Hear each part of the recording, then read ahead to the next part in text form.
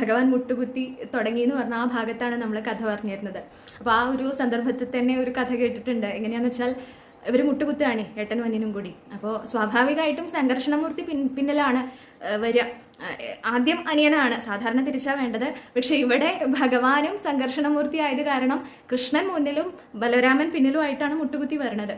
അപ്പോൾ എന്തോ പെട്ടെന്ന് ഭഗവാൻ അങ്ങോട്ട് പെട്ടെന്ന് ബ്രേക്ക് പിടിച്ചു, അവിടെ നിന്നു. മുട്ടുകുത്തല് പെട്ടെന്ന് അങ്ങോട്ട് നിർത്തിയ സമയത്ത് ഇതറിയാതെ വരുന്ന ഏട്ടൻ അങ്ങോട്ട് അതേ ആ ഒരു സ്പീഡിൽ വരികയാണ്. അപ്പോൾ പെട്ടെന്ന് അങ്ങോട്ട് കുത്തി മറിഞ്ഞിട്ട് രണ്ടുപേരും കൂടി കൊലൈഡായി. അവിടെ ഒരു ആക്സിഡന്റ് ഉണ്ടായി. അപ്പോൾ അമ്മ ഈ ഒച്ച കേട്ടിട്ട് അമ്മ അവിടെ എന്തോ പണിയെടുക്കുകയാണ് യശോദാദേവി. പെട്ടെന്ന് അങ്ങോട്ട് തിരിഞ്ഞു നോക്കിയപ്പോൾ അമ്മ അറിയാൻ പാടില്ലല്ലോ ഈ അബദ്ധം പറ്റിയത്. അപ്പോൾ പെട്ടെന്ന് അങ്ങോട്ട് ഏട്ടൻ്റെ മേലേക്ക് അങ്ങോട്ട് സുഖമായിട്ട് ചാഞ്ഞു കിടക്കണ പോലെ കിടന്നു എന്നാ. അപ്പോൾ അമ്മയ്ക്ക് ആ അനന്തപത്മനാഭനായിട്ട് ഭഗവാൻ ദർശനം കൊടുത്തു എന്നാ. കാരണം ഏട്ടനാരാണ്? സംഘർഷണമൂർത്തിയാണ്, ആദിശേഷനാണ്.